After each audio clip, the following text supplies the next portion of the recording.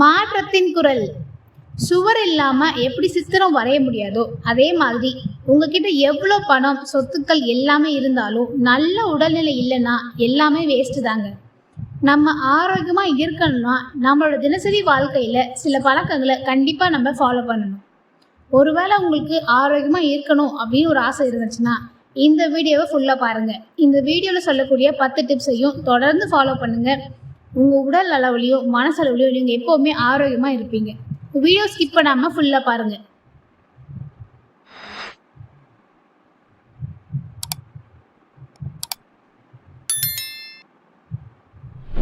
Number 1, start your day early. அதிகாலையில் சீக்கிரம் எழுவது. அதிகாலையில் சூரியன் வரத்துக்கு முன்னாடி உங்கள் டேவை ஸ்டார்ட் பண்ணிங்கன்னா உங்கள் உடம்பும் மனசும் நல்ல புத்துணர்ச்சியோட ஆரோக்கியமாக இருக்குங்க. நிறைய பேருக்கு கஷ்டமான வேலையே காலையில் சீக்கிரம் எழுந்திருக்கிறது தான். ஒரு விஷயத்த எப்பவுமே ஞாபகம் வச்சுக்கோங்க, யார் ஒருத்தர் சூரியன் வரத்துக்கு முன்னாடி எழுந்து அவங்க வேலையை பார்க்குறாங்களோ அவங்களோட வாழ்க்கை அந்த சூரியனை போல பிரகாசமாக இருக்கும். அதை விட்டுட்டு அதிகாலையில் பெட்ஷீட் இழுத்தி போட்டுட்டு தூங்கிட்டு இருந்தீங்கன்னா அந்த பெட்ஷீட்டில் இருக்கிற இருட்டு மாதிரி தான் உங்கள் வாழ்க்கையும் இருட்டாக இருக்குங்க. ஸோ முடிஞ்ச அளவுக்கு அதிகாலையில் சீக்கிரம் எழுறதுக்கு முயற்சி பண்ணுங்க. என்னெல்லாம் செஞ்சால் சீக்கிரம் எழ முடியும் அப்படின்றத நம்ம சேனலில் ஆல்ரெடி ஒரு வீடியோ போட்டிருக்கோம், அதை செக் பண்ணி பாருங்கள், உங்களுக்கு கண்டிப்பாக யூஸ்ஃபுல்லாக இருக்கும். Number 2, eat when you are hungry. பசி எடுக்கும்போது மட்டுமே சாப்பிட வேண்டும். மருந்தென வேண்டாமம் யாக்கைக்கு அருந்தியது அற்றது போற்றி உணின். அதாவது ஒருத்தர் பசி எடுக்கும்போது மட்டும் சாப்பாட்டை சாப்பிட்டு வந்தாங்கன்னா அவருடைய உடலுக்கு மருந்துன்னு எதுவுமே தேவைப்படாது, அவரோட உடலும் மனசும் ஆரோக்கியமாக இருக்கும் அப்படின்றத திருவள்ளுவர் பல நூற்றாண்டுகளுக்கு முன்னாடியே தெளிவாக நமக்கு சொல்லி கொடுத்துட்டு போயிருக்காரு. ஆனால் நம்ம என்ன பண்ணுறோம், பசி இருக்கோ இல்லையோ டைமுக்கு சாப்பிடணும்னு டைமுக்கு சாப்பிட்டுக்கிட்டே இருக்கோம். காலையில் 9 மணி ஆச்சுன்னா காலையில் சாப்பாடு, 12 மணி ஆச்சுன்னா லஞ்ச் சாப்பிடணும், ஈவினிங் 5 மணி ஆச்சுன்னா ஸ்நாக்ஸ் சாப்பிடணும், நைட்டு 8 மணி 9 மணி ஆச்சுன்னா நைட்டு டின்னர் சாப்பிடணும். இப்படி நம்ம சாப்பிட்டுக்கிட்டே இருக்குமே தவிர நமக்கு பசி எடுக்குதா இல்லையான்ட்டு பசியை பற்றி யாரும் கவலைப்படுறதே இல்லைங்க. எல்லோருமே பசி எடுக்காம சாப்பிட்டுட்டே இருக்கிறதுனால தான் நிறைய பேருக்கு இப்போல்லாம் சின்ன குழந்தைங்களுக்கு கூட வயிறு சம்மந்தப்பட்ட ஜீரண சம்மந்தப்பட்ட எல்லா நோய்களும் வரதுக்கான காரணம். சரி, பசி ஏன் நமக்கு எடுக்குது? பசிக்கும் போது வயிற்றுல என்ன நடக்குதுன்னு பார்க்கலாம். நமக்கு பசின்ற ஒரு உணர்வு எடுக்கும்போது தான் அதை நல்லா ஜீரணம் பண்ணக்கூடிய, நம்ம சாப்பிட்றத நல்லா ஜீரணம் பண்ணி கொடுக்கறதுக்காக கேஸ்ட்ரிக் செக்ரேஷனான HCl நம்ம வயிற்றுல சுரக்க ஆரம்பிக்கும். அந்த செக்ரேஷனோட வேலையே நம்ம என்ன சாப்பிட்றோமோ அதை நல்லபடியாக ஜீரணம் பண்ணி அதில் உள்ள சத்துக்களை உடம்புக்கு பிரித்து கொடுக்கறது மட்டும்தாங்க. பசி எடுக்கிற அந்த டைமில் நம்ம சாப்பிடும்போது நம்ம சாப்பிட்றது நல்லபடியாக ஜீரணமாகும், அந்த HClோட வேலையும் நல்லா இருக்கும், நம்மளும் ஆரோக்கியமாக இருக்கலாம். பசிக்கிற டைம் போக மற்ற நேரத்துலலாம் அந்த HCl செக்ரேஷனோட அளவு குறைஞ்சி தான் இருக்குங்க. நீங்கள் அந்த நேரத்தில் நம்ம டைமுக்கு சாப்பிடணும் அப்படின்னு சொல்லி சாப்பாட்டை வயிற்றுல கொட்டிகிட்டே இருந்தீங்கன்னா அது எல்லாத்தையும் ஜீரணம் பண்ண முடியாமல் செரிமான பிரச்சனைகளை தான் உங்களுக்கு ஏற்படுத்தும். இப்போ உதாரணத்துக்கு உங்களுக்கு ஆஃபீஸில் உங்கள் மேனேஜர் ஒரு ஃபைலை உங்ககிட்ட டைப் பண்ணி கொடுங்கன்னு சொல்லி கொடுக்குறாருன்னு வைங்க. நீங்களும் அந்த ஃபைலை டைப் பண்ணிட்டு இருக்கும்போதே அடுத்த ஃபைலை கொடுத்துட்டாரு, இதையும் சரி டைப் பண்ணுங்க அப்படின்னு சொல்லி. சரி, அந்த ஃபைலையும் வாங்கிட்டு ஃபஸ்ட்டு ஃபைல் டைப் பண்ணிட்டே இருக்கும்போது மறுபடியும் இன்னொரு ஃபைல் கொடுக்குறாரு, இன்னும் கொஞ்ச நேரம் கழிச்சு மறுபடியும் இன்னொரு ஃபைல் கொடுக்குறாரு, இப்படி கொடுத்துக்கிட்டே இருக்காரு. அப்போ நீங்கள் என்ன பண்ணுவீங்க? ஃபஸ்ட்டு கொடுத்த அந்த ஃபைலை முழுசாக டைப் பண்ணி முடிப்பீங்களா? இல்லை, ஐயோ இவ்வளோ ஃபைல் இருக்கே இன்னைக்குள்ள இதை டைப் பண்ணி முடிக்கணுமே அப்படின்னு சொல்லி பாதியாக டைப் பண்ணி அதை முடித்தா போதும்னு தான் நினைப்பீங்க. அதே மாதிரி தாங்க நம்ம வயிறும். காலையில் சாப்பிட்டதை ஜீரணம் பண்ணுறதுக்குள்ள மதிய சாப்பாடு, அதை ஜீரணம் பண்ணுறதுக்குள்ள ஈவினிங் ஸ்நாக்ஸுன்ட்டு நிறைய ஆயில் ஃபுட்டாக சாப்பிட்றது, அதை ஜீரணம் பண்ணுறதுக்குள்ள நைட்டு சாப்பாடுன்றத வயிற்றுக்குள்ளே போடுறது, இந்த மாதிரி திரும்ப சாப்பிட்டுக்கிட்டே பசி இல்லாமல் சாப்பிட்டுட்டே இருக்கிறதுனால அந்த HCl செக்ரேஷன் நைட்டில் இது என்ன இவ்வளோ சாப்பாடு இருக்குது, காலையில் சாப்பிட்டதே இன்னும் முழுசாக ஜீரணமாக்காமல் இருக்கே, அதுக்குள்ளே இவ்வளோ சாப்பாடு இருக்கே அப்படின்னு சொல்லி பாதியாக முழுசாக ஜீரணம் ஆகாமல் பாதியாக அப்படியே ஜீரணம் பண்ணி எல்லா சாப்பாட்டையும் இது பண்ணுறதுனால தான் நிறைய பேருக்கு ஒழுங்காக ஜீரணமே ஆகிறது கிடையாது. ஜீரண சம்மந்தப்பட்ட பிரச்சனைகளும் ஏற்படுது. சில பேருக்கு மோஷன் ஒழுங்காக போகவே போகாது. இது எல்லாத்துக்கும் ஒரே சொல்யூஷன்னா பசி எடுக்கும்போது மட்டும் சாப்பிடுங்க. பசி எடுக்கலையா நீங்கள் சாப்பிடாதீங்க. அந்த இடத்துல கஷ்டமான வேலை தான். ஏன்னா இப்போ ஆஃபீஸ் போகிறவங்க, காலையில் ஸ்கூலுக்கு கிளம்புறவங்க, வேலைக்கு போகிறவங்க, இவங்க எல்லாரும் பசி எடுக்கிற வழியும் வெயிட் பண்ணி சாப்பிட முடியாது. கஷ்டமான வேலை தான், நான் ஒத்துக்கிறேன். அதே மாதிரி ஆஃப்டர்நூன் உங்களுக்கு கொடுக்குற அந்த லஞ்ச் பிரேக்கில் மட்டும்தான் நீங்கள் அந்த சாப்பாடை சாப்பிட முடியும். அப்போ பசி இல்லைன்னு சொல்லி நீங்கள் சாப்பிடாம இருந்தீங்கன்னா உங்களுக்கு அதுக்கப்புறம் டைம் கிடைக்காது. கரெக்டு தான், எனக்கு எல்லாமே புரியுது. ஆனால் ஈவினிங், நைட்டு, இந்த சண்டே, வீக்கெண்டு இந்த மாதிரி டைமில் இந்த மாதிரி நேரத்தில் உங்கள் டைம் உங்கள்கிட்ட தானே இருக்குது. ஸோ அந்த மாதிரி டைம்லையாச்சும் பசி எடுக்கிறது வரைக்கும் வெயிட் பண்ணி பசிச்ச பின்னாடி சாப்பிட முயற்சி பண்ணுங்கள். இந்த மாதிரி நீங்கள் சாப்பிட்டீங்கன்னா மட்டும்தான், பசிக்கும் போது சாப்பிட்டீங்கன்னா மட்டும்தான் ஜீரணம் உங்களுக்கு நல்லபடி ஆகும். வயிறு சம்மந்தப்பட்ட எந்த பிரச்சனையும் உங்களுக்கு இருக்காது.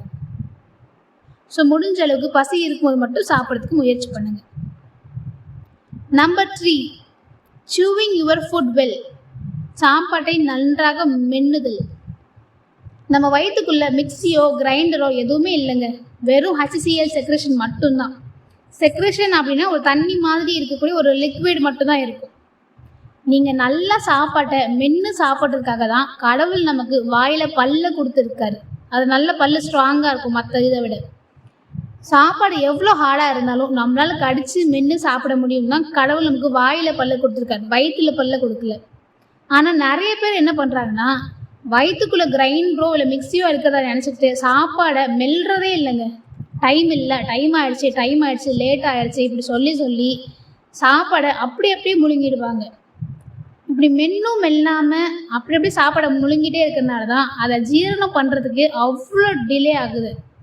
மதியம் பசி சுத்தமாக எடுக்கிறதே இல்லை. நார்மலாக பசி எடுக்க வேண்டிய அந்த டைமில் பசி எடுக்காததுக்கு காரணமே இதுதான். காலையில் சாப்பிட்டது ஒழுங்காக மென்று சாப்பிடாம அப்படியே முழுங்கியிருப்பாங்க. ஸோ அது அந்த ஃபுட்டு ரொம்ப ஹார்டாக இருக்கிறனால தான் அதை ஜீரணம் பண்ணுறதுக்கு நம்ம HCl செக்ரேஷன் ரொம்ப டைம் எடுத்துக்குது. ஸோ இந்த மாதிரி பண்ணாதீங்க. முடிஞ்ச அளவுக்கு வாயில் நல்லா மென்று, நீங்கள் சாப்பிட்ற சாப்பாட்டை நல்லா மென்று கூழ் மாதிரி ஆனதுக்கப்புறம் அதை முழுங்குங்க. அந்த மாதிரி நீங்கள் தொடர்ந்து செஞ்சு வந்தீங்கன்னா உங்களுக்கு ஜீரணம் ஈஸியாக ஆகும். கரெக்டான டைமுக்கு உங்களுக்கு பசியும் எடுக்கும், நீங்களும் ஆரோக்கியமாக இருக்கலாம்.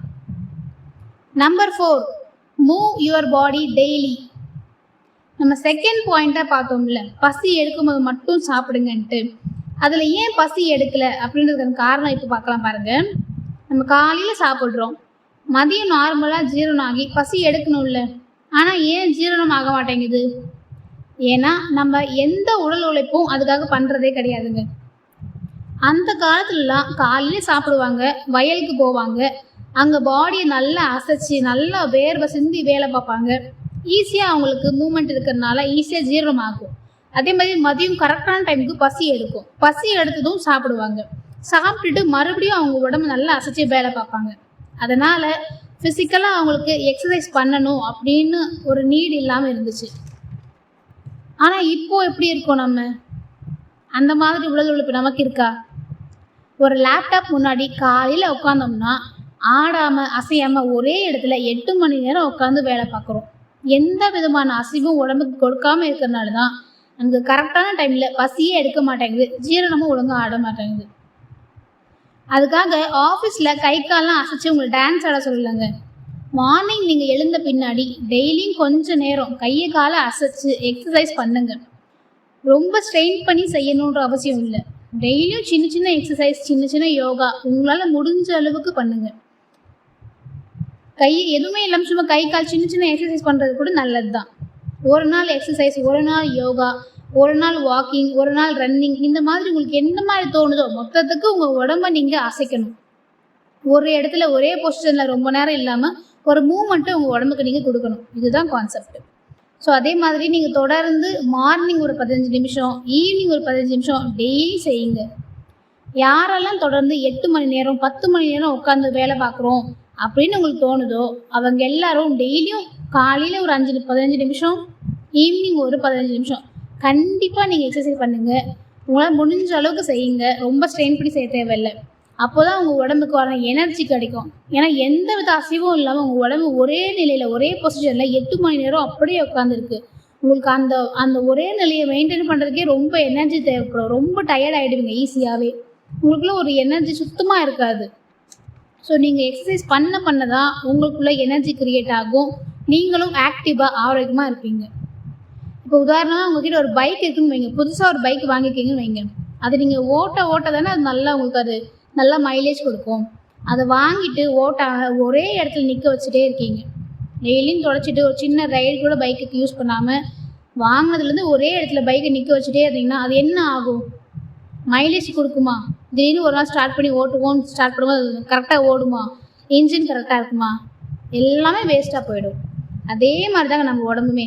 எந்த அசைவும் கொடுக்காம அப்படியே இருந்தோம் அப்படின்னா நம்ம உடம்புல இருக்கக்கூடிய மூட்டுக்கள், எலும்புகள் எல்லாமே சீக்கிரம் தேய்மானம் அடைஞ்சிரும். நம்மக்கிட்ட எந்த விதமான எனர்ஜி சுத்தமாக இருக்காது. ஸோ உங்களுக்கு ஆரோக்கியமாக இருக்கணும் அப்படின்னு ஆசை இருந்துச்சுன்னா டெய்லியும் நீங்கள் எக்ஸசைஸ் செய்யுங்க. எனக்கெல்லாம் எக்ஸசைஸ் தான் தெரியாதுங்க, என்னன்னு தெரியாது, ஜிம்முக்கெலாம் போக டைம் இல்லை அப்படின்னு தோணுச்சுன்னா யூடியூப்பில் எவ்வளோ வீடியோஸ் இருக்குது. உங்களுக்கு எந்த மாதிரி எக்ஸசைஸ் வேணும், உங்கள் உடம்பு கண்டிஷனுக்கு ஏற்ற மாதிரி, நிறைய பேருக்கு நிறைய பிரச்சனை இருக்கும், அதுக்கு ஏற்ற மாதிரியான வீடியோஸை சிம்பிளாக பார்த்து ரொம்ப ஸ்ட்ரெயின் பண்ணாமல் உங்களால் முடிஞ்ச அளவுக்கு நீங்கள் ஆரம்பிங்க.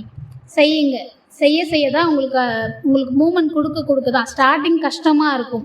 இத்தனை நாள் செய்யாமல் திடீர்னு ஒரு வேலையை செய்யும்போது உங்களுக்கு உடம்புக்கு ரொம்ப சலிப்பாக இருக்கும், ரொம்ப கஷ்டமான வேலையாக தெரியும்.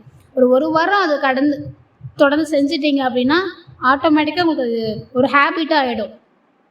ஸோ டெய்லியும் எக்ஸசைஸ் பண்ணுறத உங்களோட பழக்கமாக நீங்கள் வச்சுக்கோங்க. அது உங்களோட உடல் நலத்துக்கு ரொம்ப நல்லது, உங்களோட ஆரோக்கியத்துக்கு ரொம்ப நல்லது. Number 5, eat natural fresh food. இப்போ இருக்கிற சமூகத்தில் நேச்சுரல் அப்படின்ற வேர்டு சொல்கிறதுக்கே ரொம்ப கஷ்டமாக இருக்குங்க. ஏன்னா ஃபுல்லாக ஹைப்ரிட் ஆகிடுச்சு. நமக்கே தெரியுது சாப்பிட்ற கொஞ்சம் பொருட்கள் தான் நல்லது அப்படின்ட்டு. ஸோ சத்தான காய்கறிகள், பழங்கள், வீட்டில் சமைச்ச உணவு, இந்த மாதிரி நீங்கள் ஆரோக்கியமாக சாப்பிட முயற்சி பண்ணுங்க. ஃபாஸ்ட் ஃபுட்டெல்லாம் வெறும் டேஸ்ட்டாக இருக்கும், வயிறை ஃபில் பண்ணும், அவ்வளோதாங்க. மற்றபடி அதில் சத்து இருக்கானா 0 தான். முடிஞ்ச அளவுக்கு ருசிக்காக சாப்பிட்றத நிறுத்திட்டு பசிக்காக சாப்பிடுங்க. அப்போதான் நீங்கள் ஆரோக்கியமாக இருப்பீங்க. இல்லைங்க, பாவக்காயை சாப்பிட்றத விட எனக்கு பர்கர் சாப்பிட்றதாங்க ரொம்ப டேஸ்ட்டாக இருக்குது, எனக்கு அதுதான் ரொம்ப பிடிச்சிருக்கு அப்படின்னு தயவு செஞ்சு சொல்லாதீங்க. நீங்கள் சாப்பிட்ற ஒவ்வொரு விஷயத்தையும், நீங்கள் செய்கிற ஒவ்வொரு விஷயத்தையும் உங்கள் குழந்தைங்க கவனிச்சுட்டு தான் இருக்காங்க. நீங்களாச்சும் சின்ன வயசில் கொஞ்சமாச்சும் சத்தாக சாப்பிட்டு இப்போது இந்த மாதிரி ஜங்க் ஃபுட்டை சாப்பிட்டுட்டு இருக்கீங்க. ஆனால் உங்களை பார்த்து வளர்கிற உங்கள் குழந்தைங்க இப்போ சின்ன குழந்தைய இருக்கும் போது இருந்தே ஜங்க் ஃபுட்டாக சாப்பிட ஆரம்பிச்சிருப்பாங்க. அப்போ அவங்களோட வருங்காலத்தில் நீங்கள் யோசிச்சு பாருங்கள், நோய்கள் தான் அதிகமாகுமே தவிர அதை எதிர்த்து சண்டை போட அவங்க உடம்புல கொஞ்சம் துளி கூட ஒரு இம்யூனிட்டின்றது இருக்காது. ஸோ நீங்கள் உங்கள் தலைமுறையே சேர்த்து அழைச்சிட்டு இருக்கீங்கிறத தயவு செஞ்சு உணருங்க. முடிஞ்ச வரைக்கும் ஆரோக்கியமான உணவை சாப்பிடுங்க. உங்கள் குழந்தைங்களுக்கும் ஆரோக்கியமான சாப்பாட்டை சொல்லி கொடுங்க. சாப்பிடும்போது தெரியும் எது நம்ம உடம்புக்கு ஆரோக்கியமாக இல்லையா அப்படின்ட்டு. ஸோ யோசித்து ஆரோக்கியமான ஃபுட்டாக பார்த்து உங்கள் குழந்தைங்களுக்கு கொடுங்க, நீங்களும் சாப்பிடுங்க. Number 6, sleep early and sleep enough. ஒரு ஷெட்யூல் ஃபிக்ஸ் பண்ணிவிட்டு அந்த டைமுக்கு ரெகுலராக தூங்க பழகுங்க. அப்போ தான் உங்களுக்குள்ளே இருக்கிற இன்டர்னல் கிளாக் செட் ஆகும். சீக்கிரமாக தூங்குனீங்கன்னா உங்களால் 8 மணி நேரம் நல்ல ஒரு ஃபுல் ஃப்ளெஜ்டாக தூங்க முடியும். நைட்டு 9 மணிக்கு நீங்கள் தூக்குற பழக்கத்தை வச்சுக்கிட்டிங்கன்னா காலையில் ஆட்டோமேட்டிக்காகவே 8 மணி நேரம் தூங்கியிருப்பீங்க, 5 மணிக்கு ஆட்டோமேட்டிக்காகவே உங்களுக்கு முழிப்பு வந்துடும். ஸோ ரெகுலராக சீக்கிரமாக தூங்குறதுக்கு ஒரு ஷெட்யூல் ஃபிக்ஸ் பண்ணி அந்த டைம்கான கரெக்டாக போய் படுக்கிறதுக்கு முயற்சி பண்ணுங்கள். சீக்கிரமாக தூங்குனீங்கன்னா தான் உங்களால் சீக்கிரமாக எழுந்திருக்க முடியும். ரொம்ப லேட் நைட்டில் படுத்துட்டு சீக்கிரமாக எழுந்திருக்குமேன்னு சொல்லி 2 மணி நேரம், 1 மணி நேரம், 3 மணி நேரம் இந்த மாதிரி தூங்குனீங்கன்னா உங்களுக்கு அந்த நாள் ஃபுல்லாக ஒரு டயர்ட்னஸ் இருந்துகிட்டே இருக்கும். சீக்கிரமாகவும் தூங்கணும், 8 மணி நேரம் நல்லா அந்த ஃபுல் ஃப்ளெஜ்டாகவும் தூங்கணும், நீங்கள் காலையில் சீக்கிரமும் எழணும். அதுக்கு ஒரே வழி நீங்கள் சீக்கிரம் தூங்குறது தான். சீக்கிரமாக தூங்குறதுக்கு சில டிப்ஸ் மட்டும் சொல்கிறேன், அதை மட்டும் கேளுங்க. ஈவினிங் டைம்லேயோ இல்லை நைட் டைம்லையோ டீ குடிக்கிற பழக்கம் இருந்தால் தயவு செஞ்சு அதை அவாய்ட் பண்ணிக்கோங்க. நிறைய பேர் நைட்டு தூங்குறதுக்கு மட்டும் டீயோ காஃபியோலாம் குடிக்கிற பழக்கம் வச்சுருப்பாங்க. தயவு செஞ்சு அந்த மாதிரி பண்ணாதீங்க. அதில் இருக்கிற கெஃபைன் அப்படின்ற ஆல்கலைடு உங்களை தூங்கவே விடாது. நல்லா உங்களுக்கு முழிச்சிக்க தான் அது வைக்குமே தவிர உங்களுக்கு அது சுத்தமாக தூக்கமே வராது. ஸோ ஈவினிங் ஒரு 7 மணி 6 மணிக்கு மேலவே நீங்கள் டீ குடிக்கிறத அவாய்ட் பண்ணிக்கோங்க. நைட்டில் டீ சுத்தமாக குடிக்காதீங்க. அடுத்து டோன்ட் ஈட் ஹெவி மீல்ஸ். நைட்டில் காலையில் கம்மியாக தானே சாப்பிட்டோம், அறக்க பறக்க ஆஃபீஸ் போகிறோம், அதனால் கம்மியாக சாப்பிட்டோம். மதியமும் அந்தளவுக்கு லஞ்ச் பிரேக்கில் கம்மியாக தான் சாப்பிட்டோம். அதனால் நைட் நல்ல டைம் இருக்குது அப்படின்னு சொல்லி ஃபுல்லாக வெளுத்து கட்டுறது, நைட்டில் ரொம்ப ஹெவியாக சாப்பிட்றது, நான்வெஜ்ஜாக சாப்பிட்றது, அந்த மாதிரி தயவு செஞ்சு செய்யாதீங்க. நல்ல ஹெவி மீல்ஸாக நீங்கள் சாப்பிட்டீங்க அப்படின்னா அதை டைஜஸ்ட் பண்ணுறதுக்கே உங்களுக்கு ரொம்ப லேட் நைட் ஆகிடும். நம்ம சாப்பிட்டது நம்மளுக்கு பாதி ஜீரணமானதுக்கு அப்புறம் தான் நமக்கு நல்ல டீப் ஸ்லீப்பே வரும். ஸோ நைட்டில் முடிஞ்சளவுக்கு லைட் ஃபுட்டாக சாப்பிடுங்க, அதுதான் உங்கள் உடம்புக்கு ரொம்ப நல்லது. Avoid screen, phone and TV. தூங்குறதுக்கு 1 மணி நேரத்துக்கு முன்னாடியே டிவி பார்க்குறது அதை ஆஃப் பண்ணிவிடுங்க. ஃபோன் பார்க்குறது, ஃபோனை சைலண்ட்டில் போட்டுருங்க. காலையில் அலாரத்தை வச்சு நீங்கள் படுக்க ஆரம்பிச்சிடுங்க. இது நீங்கள் தூங்குறதுக்கு 1 மணி நேரத்துக்கு முன்னாடியே இந்த மாதிரி ஸ்க்ரீன் எல்லாமே அவாய்ட் பண்ணிக்க பழகிக்கோங்க. இல்லைங்க, நான் தூங்குகிற லாஸ்ட் மினிட் வரைக்கும் நான் ஃபோன் பார்த்துட்ருப்பேன், தூங்குகிற லாஸ்ட் மினிட் வரைக்கும் டிவி பார்த்துட்ருப்பேன்னா காலையில் உங்களுக்கு ஒரு ஃப்ரெஷ்ஷாக எழுந்திருக்கிற மாதிரியே இருக்காதுங்க. காலையில் நீங்கள் எழுந்திருக்கும் போது பயங்கர டயர்டாக தான் ஃபீல் பண்ணுவீங்க. ஸோ நீங்கள் இதெல்லாம் அவாய்ட் பண்ண பழகிக்கோங்க. அடுத்து, don't worry about your day. சில பேர் நைட் தூங்கும் போது தான் அந்த நாளில் நடந்த ஃபுல்லாக எல்லாமே யோசிச்சு, அவங்க நம்மளை இப்படி சொல்லிட்டாங்களே, இவன்கிட்ட அமௌண்ட் கேட்டோம் இவன் கொடுக்க மாட்டேன்னு சொல்லிட்டானே, அவன் நம்மளை திட்டானே, இப்படி நினச்சி வருத்தப்பட்டுட்டு ரொம்ப வெக்ஸ் ஆகி கவலைப்பட்டுக்கிட்டு தூங்குகிற நேரத்தில் தூங்காமல் வருத்தப்பட்டுக்கிட்டு இந்த மாதிரி நிறைய பேர் புலம்பிகிட்டே இருப்பாங்க. அந்த மாதிரியும் செய்யாதீங்க. அந்த மாதிரி செஞ்சாலும் உங்களுக்கு தூக்கமே வராது. திரும்ப வருத்தப்பட்டுக்கிட்டு முழிச்சுக்கிட்டே தான் இருப்பீங்க. ஸோ அந்த மாதிரி பண்ணாதீங்க. முடிஞ்ச அளவுக்கு 9 மணி இல்லை ஒரு 10 மணி அப்படின்னா அந்த டைமுக்கு நீங்கள் ரெகுலராக தூங்குறதுக்கு செட் பண்ணிவிட்டு ரெகுலராக தூங்க பழகுங்க. ஆட்டோமேட்டிக்காகவே உங்களுக்கு அது ஒரு ஹேபிட்டாக மாறிடும். நைட்டு சீக்கிரம் தூங்கினாலே ஆட்டோமேட்டிக்காக காலையில் சீக்கிரமாக எழுந்திரிச்சிக்கலாம். ஸோ ட்ரை பண்ணி பாருங்கள். Number 7, practice gratitude and positive thinking. உடம்பு ஆரோக்கியமாக வச்சுக்கிட்டா மட்டும் ஆரோக்கியமாக இருக்கணும்னு அர்த்தமா? இல்லைங்க. உண்மையான ஆரோக்கியம் அப்படின்றது உடம்பு, மனசு, நம்மளோட ஆன்மா 3ம் சேர்த்து ஆரோக்கியமாக வச்சுக்கிறது மட்டும்தாங்க. இப்போ உடம்புக்கு காலையில் சீக்கிரம் எழுந்திரிக்கணும், நைட்டு சீக்கிரம் தூங்கணும், ஃப்ரெஷ்ஷான காய்கறி பழங்கள் சாப்பிட்ணும், இந்த மாதிரி நம்ம பார்த்தோம். நல்லா மென்று சாப்பிட்ணும், இதெல்லாம் நம்ம பார்த்தோம். சரி, மனசுக்கு என்ன பண்ணுறது? உங்கள் மனசை நீங்கள் ஆரோக்கியமாக வச்சுக்கணும் அப்படின்னா நன்றி உணர்வும் பாசிட்டிவான மனநிலையும் நீங்கள் தொடர்ந்து ப்ராக்டிஸ் பண்ணணுங்க. நன்றி உணர்வு அப்படின்றது ஒரு மேஜிக் மாதிரி. உங்ககிட்ட என்னெல்லாம் இருக்கோ அது எல்லாத்துக்கும் நன்றியோடு இருங்க. நீங்கள் ஆரோக்கியமாக இருக்கீங்க, உங்களுக்குன்னு ஒரு குடும்பம் இருக்குது, உங்களுக்குன்னு ஒரு வீடு இருக்குது, ஒரு தொழில் அமைச்சிருக்கு, உங்களால் கொஞ்சம் பணம் சம்பாதிக்க முடியுது அப்படின்னா அதுக்கு நீங்கள் நன்றியோடு இருக்கணும். இது எதுவுமே இல்லாதவங்கள கொஞ்சம் நினச்சி பாருங்கள். உடம்பு சரியில்லாமல் எவ்வளோ பேர் ஹாஸ்பிட்டலில் கஷ்டப்படுறாங்க, ஒரு குடும்பம் அமையாமல் எத்தனை பேர் கஷ்டப்படுறாங்க, ஒரு குழந்தைங்க இல்லாமல் எவ்வளோ பேர் வேதனைப்படுறாங்க, அவங்களுக்குன்னு ஒரு வீடு, சொந்த வீடு இல்லாமல் எத்தனையோ பேர் கஷ்டப்படுறாங்க. அது ஒரு பெரிய கனவாகவே சில பேருக்கு இருந்துடுது. நல்ல தொழில் அமையாமல் நல்ல கை நிறைய சம்பாதிக்க முடியாமல் எவ்வளோ பேர் இருக்காங்க. அவங்க எல்லாரையும் ஒரு நிமிஷம் நினச்சி பாருங்கள். அப்போது அவங்கக்கிட்ட இல்லாதது உங்ககிட்ட இருக்கிறதுக்கு நீங்கள் ஏன் நன்றியோடு இருக்கக்கூடாது? உங்களுக்கு இருக்கிறதுக்கு நன்றியோடு இருந்தீங்கன்னா மட்டும்தான் உங்ககிட்ட இல்லாதது, அதாவது நீங்கள் கனவு காண்றது, நீங்கள் ஆசைப்படுறது எல்லாமே உங்களுக்கு தேடி வரும். ஸோ உங்ககிட்ட என்னெல்லாம் இருக்கோ மனசால் அதுக்கு நன்றியோடு இருங்க. அது ஒரு சின்ன பெண்ணாக இருந்தால் கூட சரி. பெரிய பெரிய பொருளுக்கு தான் நம்ம நன்றியோடு இருக்கணுன்ற அவசியம் கிடையாது. நம்மக்கிட்ட இருக்கக்கூடிய சின்ன சின்ன பொருட்கள், அதோட உதவி நமக்கு ஏதோ ஒரு வகையில் தேவைப்படுது. ஒரு பெண் இருக்குன்னா நம்ம அதை வச்சு எழுத முடியுது இல்லை, அதை வச்சு தானே நம்ம எக்ஸாம்க்குலாம் எழுதுகிறோம். அப்போ அதோட உதவி நமக்கு தேவைப்படுது இல்லை, அப்போ அதுக்கு நம்ம நன்றியோடு இருக்கணும். உங்ககிட்ட என்னெல்லாம் பொருளுக்கோ சின்னசு பெருசுன்ற வித்தியாசம்லாம் இல்லை, நீங்கள் அதுக்கு நன்றியோடு இருங்க, மனசார இருங்க. அதே மாதிரி என்னால் முடியாது, என்கிட்டலாம் இது இல்லை, என்கிட்ட அது இல்லை, எனக்கு சப்போர்ட் கிடையாது, என்கிட்ட பணம் இல்லை, இந்த மாதிரி எதுனாலையும் எப்போவுமே நெகட்டிவாக பேசிக்கிட்டு நெகட்டிவாக யோசிச்சுட்டே இருக்காதீங்க. நெகட்டிவாக யோசிச்சுட்டே இருந்தீங்கன்னா உங்கள் மனசு என்றைக்குமே அதை ஆரோக்கியமாக வச்சுக்கவே விடாது. திரும்ப தேவையில்லாத கெட்ட எண்ணங்கள், நெகட்டிவான திங்கிங், இதை மட்டும் தான் உங்கள் மனசில் ஓடிக்கிட்டே இருந்துச்சுன்னா நீங்கள் ஒரு நாளும் நிம்மதியாக ஒரு ஹாப்பியாக இருக்கவே முடியாது. ஸ்ட்ரெஸ்க்குள்ளே இருந்துகிட்டே இருக்கிற மாதிரி தான் இருக்கும். ஸோ முடிஞ்ச அளவுக்கு நன்றி உணர்வை ப்ராக்டிஸ் பண்ணுங்கள். நன்றி உணர்வோடு இருங்க. எல்லா விஷயத்துலையும் பாசிட்டிவாக பாருங்கள். அது எதுவாக இருந்தாலுமே சரி, அதை நீங்கள் நெகட்டிவாக பார்க்கறதுக்கு பதிலாக பாசிட்டிவாக பார்க்குறதுக்கு முயற்சி பண்ணுங்கள். இது ரெண்டும் நீங்கள் தொடர்ந்து பண்ணுங்கள்.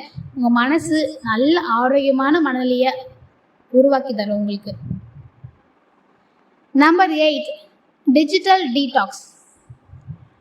ஒரு நாளில் 24 மணி நேரம் இருக்குங்க. 24 மணி நேரமும் நம்மளை கடந்து போகுதுன்ற அவேர்னஸே நமக்கு கொஞ்சமும் இல்லை. ஏன்னா நம்ம கையில் மொபைல் ஃபோன் இருக்குது, வீட்டில் டிவி இருக்குது, ஆஃபீஸில் லேப்டாப் இருக்குது. இப்படி எல்லா டிஜிட்டல் மீடியாவையும் நம்ம யூஸ் பண்ணிகிட்டே இருக்கிறனால தான் நேரத்தோட அருமைன்றது நமக்கு துளியும் தெரிய மாட்டேங்குது. வருஷம் ஆரம்பிக்கிறதும் தெரிய மாட்டேங்குது, வருஷம் முடியறதும் தெரிய மாட்டேங்குது. காலசக்கரம்னு சொல்கிறாங்களே, அது ஃபாஸ்ட்டாக சுற்ற ஆரம்பிச்சிருச்சா? அப்படிலாம் ஒன்றும் இல்லைங்க. அந்த காலத்தில் யார்கிட்டேயும் ஃபோன் கிடையாது. எல்லாரும் நேரத்தை மதித்து அதுக்கேற்ற மாதிரி உழைப்பை போட்டாங்க. ஆனால் இப்போது எல்லாமே நம்ம நேரமே நம்மக்கிட்ட இல்லை. நம்ம கையில் உள்ள மொபைல் ஃபோன் தான் நம்ம நேரத்தையே தீர்மானிக்குது. 1 மணி நேரம் ஒரு நல்ல புக்கை நீங்கள் படிச்சுட்டு இருக்கீங்கன்னு வைங்களேன், அது எவ்வளோ சூப்பரான புக்காக இருந்தாலும் ஒரு லைட்டாக ஒரு செகண்டாச்சும் ஒரு சலிப்பு தட்டும் நமக்கு. ஆனால் 1 மணி நேரம் தொடர்ந்து கையில் ஃபோனில் ஒரு சோஷியல் மீடியா ஏதோ ஒன்று பார்த்துட்டு இருக்கீங்க, ஒரு யூடியூப்பில் ஷார்ட்ஸ் பார்க்குறீங்க, இல்லை ஒரு எஃபி பார்க்குறீங்க, இன்ஸ்டாவில் ரீல்ஸ் ஏதோ ஒன்று நீங்கள் ஸ்க்ரோல் பண்ணி பார்த்துட்டே இருக்கீங்க. ஸ்க்ரோல் பண்ண அது வந்துக்கிட்டே இருக்குது. நமக்கு ஏதாச்சும் சலிப்பு தட்டுமா? கண்டிப்பாக கிடையாது. ஸ்க்ரோல் பண்ணிகிட்டே இருக்க திரும்ப வந்துக்கிட்டே இருக்குமே தவிர நமக்கு சலிப்பும் தட்டாது. நம்மக்கிட்ட ஃபோன் பேசுமா? அப்போது நீங்கள் ஆல்ரெடி 1 மணி நேரம் பார்த்துட்டீங்க, இதுக்கு மேலேயும் ஸ்க்ரோல் பண்ணாலும் உங்களுக்கு எந்த விஷயமும் காட்ட முடியாது, நீங்கள் ஓவர் டைம் ஃபோன் பார்க்குறீங்க அப்படின்னு ஃபோன் நம்மக்கிட்ட ஏதாச்சும் சொல்லுமா? அதுவும் கிடையாது. 1 மணி நேரம் இல்லை, 24 மணி நேரமும் ஃபோன் நோண்டிட்டு இருந்தாலும் அது பாட்டுக்கு உங்களுக்கு தெரியாமல் உங்களோட டைம் ஃபுல்லாத்தையும் எடுத்துகிட்டு தொடர்ந்து உங்கள் டைமை ஃபுல்லாக வேஸ்ட் பண்ணிட்டு தாங்க இருக்கும். அந்த அவேர்னஸே நிறைய பேருக்கு இருக்கிறது இல்லை. ஸோ இனிமேல் இவ்வளோ நேரம் தான் ஃபோன் யூஸ் பண்ணணும், இவ்வளோ நேரம் தான் டிவி பார்க்கணும் அப்படின்னு உங்களுக்குன்னு ஒரு டைமை செட் பண்ணிவிட்டு அந்த டைம் ஆனதும் மொபைல் டிவி எல்லாத்தையும் ஆஃப் பண்ணிவிட்டு உங்கள் கனவு உங்கள் கோலை நோக்கி ஆக்கப்பூர்வமாக ஏதாச்சும் செய்யறதுக்கு முயற்சி பண்ணுங்கள். நம்ம ஆரோக்கியமான உடம்புக்கு நல்ல காய்கறிகள், நல்ல பழங்கள் இதெல்லாம் சாப்பிட்றோம். ஆரோக்கியமான மனசுக்கு நன்றி உணர்வை ப்ராக்டிஸ் பண்ணுங்கன்னு சொன்னேன். பாசிட்டிவாக யோசிங்க, பாசிட்டிவாக பேசுங்க அப்படின்னு சொன்னேன். சரி, ஆனால் நம்மளுக்குள்ள எண்ணங்களும் ஒன்று உருவாகுது இல்லை, அதை நம்ம ஆரோக்கியமாக பார்த்துக்கணும் இல்லை. தொடர்ந்து இந்த இன்ஸ்டாலேயோ இல்லை ஃபேஸ்புக்கு யூடியூப்பில் ஷார்ட்ஸு தேவையில்லாமல் என்னென்னமோ ஷார்ட்ஸ் பார்க்குறது. ஒரு நம்ம கோலுக்கு ரிலேட்டடாக ஏதாச்சும் பார்க்குறோமா? கிடையாது. என்னென்ன பார்க்குறோன்ற ஒரு லிமிட்டே இல்லாமல் தூக்க ஸ்க்ரோல் பண்ண வந்துக்கிட்டே இருக்கும் அது பாட்டுன்னு. அந்த தேவையில்லாத நெகட்டிவான நிறைய நம்ம ஷார்ட்ஸு, இந்த நியூஸு இந்த மாதிரிலாம் பார்த்துட்டே இருக்கிறதுனால தான் நம்மளோட எண்ணங்கள் எப்பவுமே நெகட்டிவாகவே இருக்குது. ஸோ அப்போ நம்மளுக்கு ஆரோக்கியமான எண்ணங்கள் நமக்கு உருவாகணும் அப்படின்னு நம்ம நினச்சோன்னா ஒரு குறிப்பிட்ட டைம், இனிமேல் நீங்கள் ஒரு குறிப்பிட்ட டைம் ஃபிக்ஸ் பண்ணி அந்த டைம் முடிஞ்சதும் மொபைலாக இருந்தாலும் சரி, லேப்டாப்பாக இருந்தாலும் சரி, டிவியாக இருந்தாலும் சரி ஆஃப் பண்ணிவிட்டு உங்கள் வேலை என்னவோ உங்களோட கோலை நோக்கி உங்கள் கனவை நோக்கி நீங்கள் அது போட ஆரம்பிங்க, ஆக்ஷனை போட ஆரம்பிங்க. அப்படி தொடர்ந்து நீங்கள் ஒரு குறிப்பிட்ட டைம் மட்டும் சோஷியல் மீடியாவையோ இந்த மொபைல் ஃபோன் இதெல்லாம் யூஸ் பண்ண பழகிட்டிங்கன்னா உங்ககிட்ட உருவாகிற எண்ணங்கள் கூட வலிமையான எண்ணங்களாக இருக்கும். நீங்கள் முயற்சி பண்ணி பாருங்கள். Number 9, keep your surroundings clean. நாம் ஆரோக்கியமாக இருக்கணும் அப்படின்னா நம்ம மட்டும் சுத்தமாக இருந்தால் போதுங்களா? பத்தாது. நம்மளை சுற்றி இருக்கிற சுற்றுப்புறமும், அதாவது நம்ம வீடு, நம்ம ஒர்க் பண்ணுற ஆஃபீஸ், வேலை பார்க்குற இடம், நம்ம எக்ஸாமுக்கு படிச்சுட்ருக்கோம் அப்படின்னா நம்ம படிக்கிற அந்த இடம், நம்மளோட ஒர்க் பண்ணுற அந்த டெஸ்க்கு எல்லாமே க்ளீனாக நீட்டாக இருந்தால் தான் நம்ம மனசுக்கு ஒரு நல்ல உணர்வு அதை ஏற்படுத்தும். எப்பவுமே நீங்கள் ஒரு ஒர்க் பண்ணுற இடமா இருந்தாலும் சரி, இல்லை படிக்கிற இடமா இருந்தாலும் சரி, ஒரு குப்பையாக ஒரு கசகசன்னு இருக்குன்னு வைங்களேன், நமக்கு அதில் உட்காந்து ஒர்க் பண்ண தோணுமா? ஒர்க் பண்ண ஒரு இன்ட்ரெஸ்ட் வருமா? நிச்சயமாக வராது. வீடே ரொம்ப குப்பையாக இருந்துச்சுன்னா அந்த வீட்டில் சும்மா உட்காந்துட்டு இருக்க தோணுமா நமக்கு? நிச்சயமாக தோணாது. அந்த நம்மளை சுற்றி இருக்கிற அந்த குப்பையை பார்க்க நமக்குள்ளேயும் தேவையில்லாத கெட்ட எண்ணங்கள் தான் உருவாகும். நமக்குள்ள ஒரு ரிலாக்ஸேஷன் அப்படின்றது நிச்சயமாக வராது. ஒரு ஸ்ட்ரெஸ்ஃபுல்லாகவே இருக்கும். அதனால தான் உங்களை சுற்றியும் எப்போவுமே சுத்தமாக இருக்கிற மாதிரி நீங்கள் பார்த்துக்கிட்டிங்கன்னா உங்கள் மனசும் மூளையும் சுத்தமாக நல்லா ஃப்ரெஷ்ஷாக இருக்கும். உங்களுக்குள்ள ஒரு டிசிப்ளின் உருவாகும். உங்களை சுற்றி எப்போவுமே க்ளீனாக இருந்துகிட்டே இருந்துச்சுன்னா நல்ல வைப்ரேஷன் உங்களை சுற்றியும் எப்போவுமே இருந்துகிட்டு இருக்கும். ஸோ முடிஞ்ச அளவுக்கு உங்களோட சரௌண்டிங்ஸ், நீங்கள் ஒர்க் பண்ணுற இடம், உங்களோட வீடு, உங்களால் முடிஞ்ச அளவுக்கு சுத்தமாக பார்த்துக்கோங்க, க்ளீனாக வச்சுக்கோங்க. அது உங்களோட ஆரோக்கியத்துக்கு நல்ல வழிவகுக்கும். ரொம்ப குப்பையாக ரொம்ப டஸ்ட்டாக இருந்துகிட்டே இருந்துச்சுன்னா அதுலேருந்து இன்ஃபெக்ஷன் ஸ்ப்ரெட் ஆகும்ல எப்படி உங்களுக்கு? அப்போ நீங்கள் ஆரோக்கியமாக இருக்க முடியாது. ஸோ முடிஞ்ச அளவுக்கு நீங்கள் இருக்கிற இடத்த நல்லா சுத்தமாக க்ளீனாக வச்சுக்க முயற்சி பண்ணுங்க. Number 10 prayer. ப்ரேயர்னா கடவுள் வழிபடாமல் இருக்கலாம், இல்லை நீங்கள் தியானம் பண்ணுறதாகவும் இருக்கலாம். உங்கள் உடம்பு மனசு அந்த மாதிரி உங்களோட ஆன்மாவும் தூய்மையாக வச்சுக்கிறதுக்கு இந்த ப்ரேயர் ரொம்ப உதவியாக இருக்குங்க. அது கடவுள் வழிபாடாக இருக்கலாம். உங்களுக்கு கடவுள் நம்பிக்கை இருந்துச்சுன்னா நீங்கள் எந்த மதமாக இருந்தாலும் உங்கள் மதத்தில் எந்த மாதிரி ப்ரேயர் சொல்லி கொடுத்துருக்காங்களோ அதை நீங்கள் செய்யுங்க. அந்த மாதிரி தொடர்ந்து நீங்கள் ப்ரேயர் பண்ண பண்ண பண்ண உங்களோட ஆன்மா சுத்தமாகும், புனிதம் அடையும். இல்லைங்க எனக்கு கடவுள் மேலாம் நம்பிக்கை இல்லை அப்படின்னு சொல்கிறீங்களா, நீங்கள் ப்ரேயர்லாம் ஒன்றும் பண்ண வேண்டாங்க. ஒரு அமைதியான இடத்துல உட்காந்து அமைதியாக நீங்கள் கண்ணை மூடி தியானம் பண்ணுங்கள், மெடிடேஷன் பண்ணுங்கள். உங்கள் மனசை ஒருநிலைப்படுத்தி கவனத்தை கடவுள் மேலே நீங்கள் வச்சாலும் சரி, இல்லை கடவுள் நம்பிக்கை இல்லைங்க கடவுளுக்கு நான் வேற ஒரு பொருள் நினச்சிக்கிறேன் அப்படின்னு வேற ஒரு பொருள் நினச்சி உங்கள் மனசை ஒருநிலைப்படுத்தினாலும் சரி, கான்செப்ட் என்னென்னா உங்கள் மனசை நீங்கள் ஒருநிலைப்படுத்தணும், அவ்வளோதான். நீங்கள் அது கடவுள் நினச்சாலும் சரி, இல்லை நீங்கள் வேற ஒரு பொருள் நினச்சாலும் சரி, உங்கள் மனசை தொடர்ந்து ஒரு பொருள் மேலே ஒருநிலைப்படுத்துறது ப்ராக்டிஸ் பண்ணிகிட்டே வந்தீங்கன்னா உங்கள் மனசு உங்கள் உடம்போடு சேர்த்து உங்கள் ஆன்மாவும் ஆரோக்கியமாக தூய்மையாக இருக்குங்க. நீங்கள் இதை செஞ்சு பாருங்கள். ஒரு அமைதியான இடத்துல கண்ணை மூடி அமைதியாக உட்காருங்க. அது வெளியில் பார்க்கு இந்த மாதிரி இடமா இருக்கலாம், இல்லை வீட்டுக்குள்ளே தான் இருக்கீங்க, வெளியிலாம் போக முடியாது அப்படின்னா வீட்டுக்குள்ளேயே ஒரு அமைதியான இடத்துல ஃபோன் இதெல்லாம் சைலண்டில் போட்டுட்டு டிவி இதெல்லாம் ஆஃப் பண்ணிவிட்டு கண்ணை மூடி அமைதியாக உட்காருங்க. எதை பற்றியும் யோசிக்காதீங்க.